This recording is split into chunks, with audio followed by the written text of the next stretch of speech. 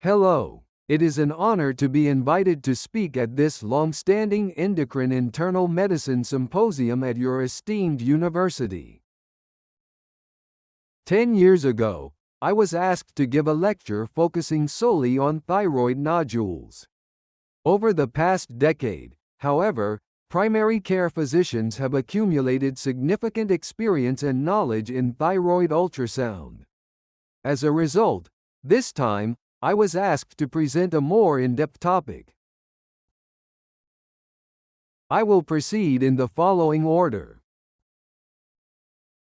Thyroid nodules are categorized from Category 1, which represents completely normal findings, to Category 5, which represents the most suspicious features. To illustrate with a diagram, if a nodule is solid and hypoechoic, and it has suspicious ultrasound features, it is classified as Category 5. If the nodule is solid and hypoechoic but lacks suspicious features, it is classified as Category 4. If the nodule is not solid or not hypoechoic, but has suspicious features, it is also classified as Category 4. Category 3 is assigned to nodules that are not solid or not hypoechoic and do not have suspicious features.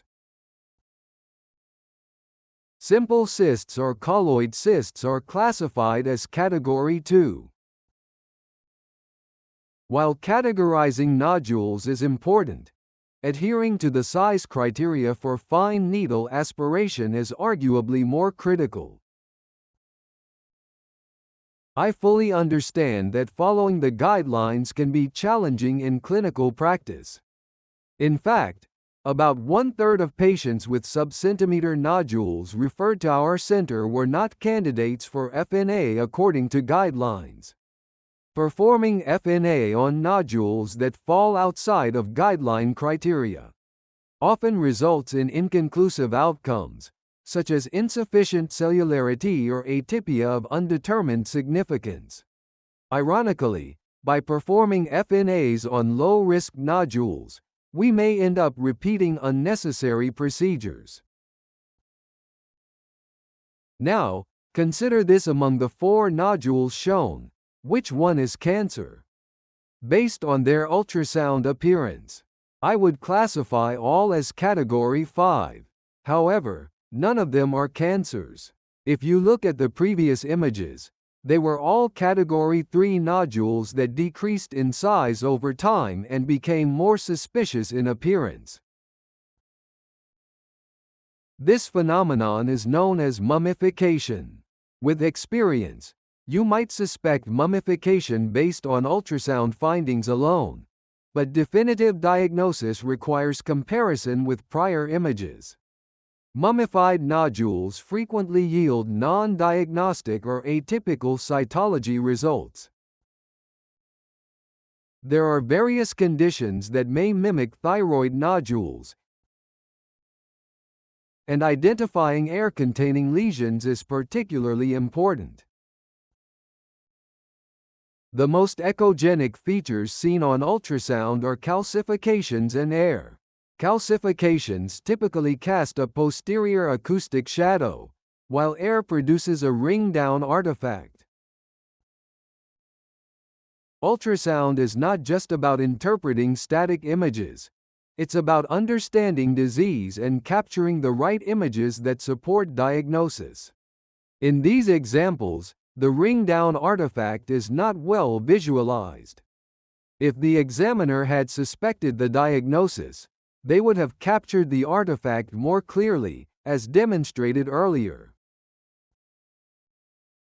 In one case, a hypoechoic lesion posterior to the thyroid showed internal echogenicity and was suspected to be a Category 4 lesion, about 1 centimeter in size, leading to an FNA request.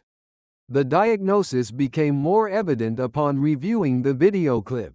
This is the cricoid cartilage.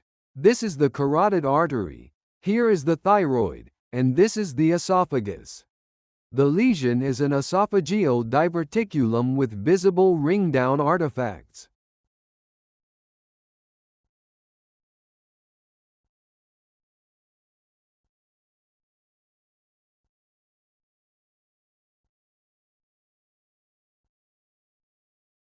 Another case involved a suspected calcified parathyroid lesion. The ring-down artifact was clearly visible on ultrasound. Located just below the right thyroid lobe, this likely represented a paratracheal air cyst. In contrast, esophageal diverticula tend to be located in the upper third of the thyroid. An elderly patient was advised to undergo FNA for a calcified thyroid nodule.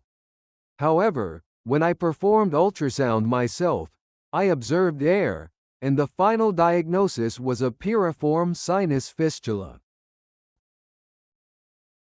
Another patient came in with severe neck pain. A primary clinic had diagnosed a benign-looking thyroid nodule and advised follow-up. However, as the pain worsened, the patient came to our hospital. Our radiologist noted air within the lesion and suspected an abscess. The patient was immediately admitted via the emergency department. At the time of FNA for culture, ring-down artifacts and echogenic air pockets were clearly seen within the thyroid gland. When encountering echogenic structures on ultrasound, always consider air as a differential and work to distinguish between calcification and air. Normal parathyroid glands are echogenic. Though not always visible, they can often be seen on thyroid ultrasound if you know what to look for.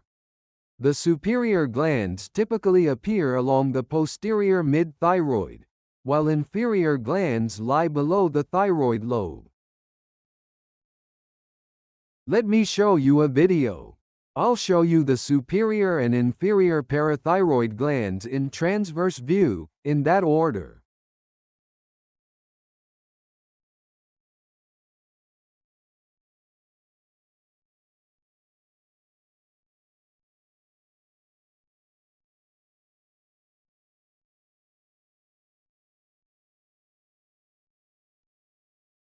In longitudinal view, here's the superior parathyroid gland.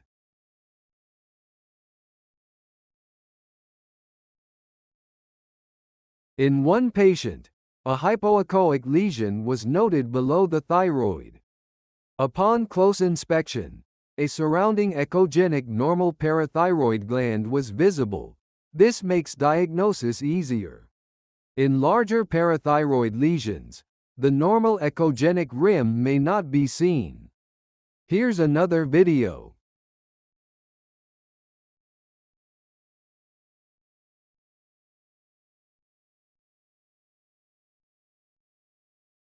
One patient had a Category 4 lesion posterior to the thyroid seen at an outside hospital, and the cytology showed atypical cells. At my hospital, FNA was reattempted. However, on ultrasound, it was unclear whether the lesion was intra- or extrathyroidal. Suspecting a parathyroid lesion, which should not be aspirated, I checked serum calcium and phosphate, which were normal. Still uncertain, I performed parathyroid hormone testing on the FNA specimen. The cytology came back benign, but the parathyroid hormone level was markedly elevated, confirming a parathyroid lesion. Aspirating parathyroid lesions can cause fibrosis and increase the risk of bleeding during surgery.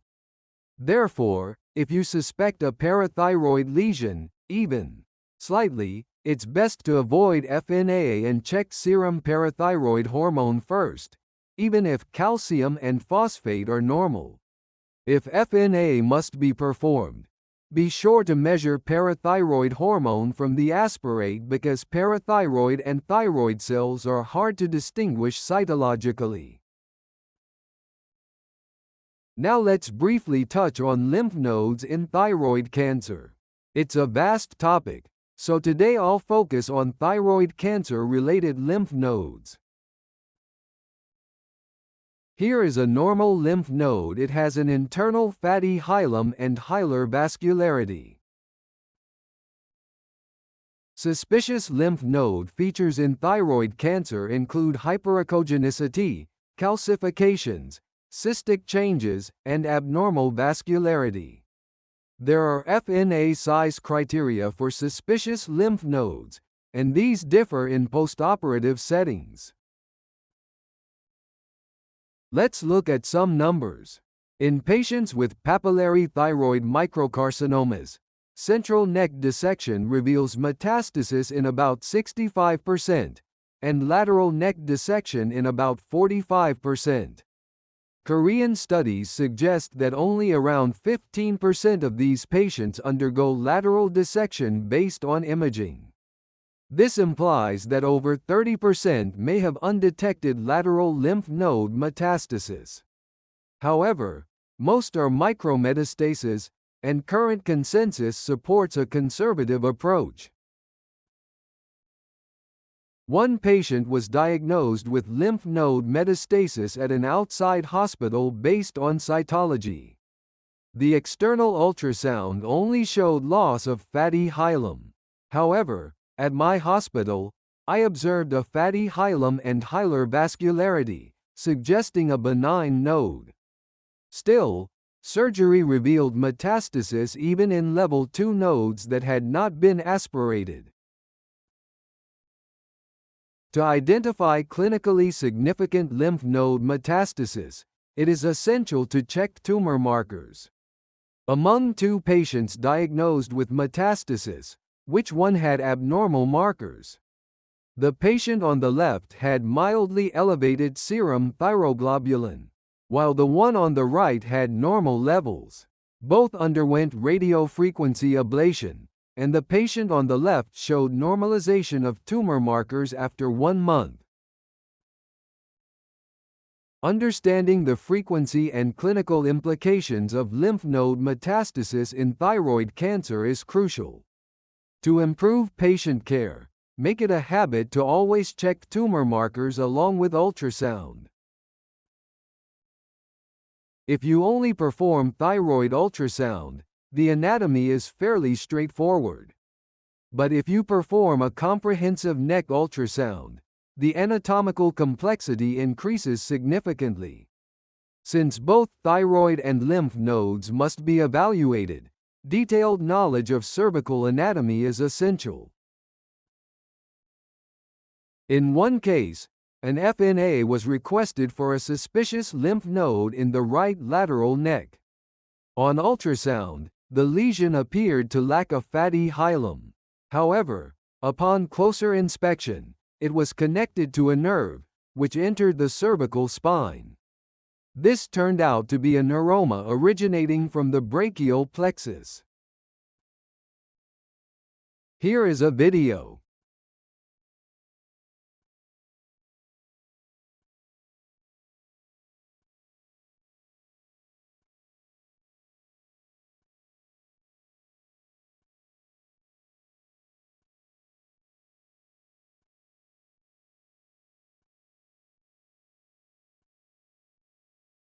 In patients who underwent thyroidectomy with lateral neck dissection, any new lateral neck lesion seen on follow-up should prompt consideration of a traumatic neuroma. This is a nodular thickening of a nerve due to trauma and can mimic metastatic lymph nodes. These lesions may be mildly hyperechoic and poorly marginated. Diagnosis is not difficult if you assess the continuity with adjacent nerves in real time. Traumatic neuromas appear as enlargements at nerve ends and are visibly connected to surrounding nerves.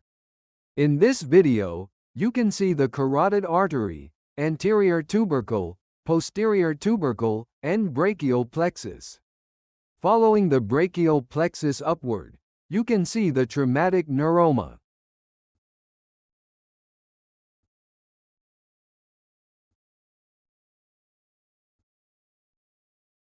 Let's look at operative bed cases. Which one is recurrent cancer? The third case is suture granulomas usually appear as paired echogenic nodules, and residual thyroid tissue does not typically form a mass. Then what is this structure? In patients with an intact thyroid, this structure may go unnoticed. However, after thyroidectomy, it is sometimes mistaken for a mass. It is formed by the fusion of two muscles. One patient had chronic hoarseness and had visited several hospitals. A thyroid nodule was discovered, but FNA showed insufficient cells. At my center, I perform comprehensive neck ultrasound, not just thyroid imaging from submental and submandibular glands down to the clavicles, including lateral neck structures. In this case, as I scanned from the top, I noticed disruption of the right thyroid cartilage and an underlying mass. This was the cause of the hoarseness. The final diagnosis was hypopharyngeal cancer. At our hospital, we routinely perform near-complete neck ultrasounds, excluding only the posterior neck. When we perform such a comprehensive ultrasound, we can see more normal anatomical structures than we might expect. Once familiar with neck ultrasound, your diagnostic confidence will increase significantly. Thank you very much.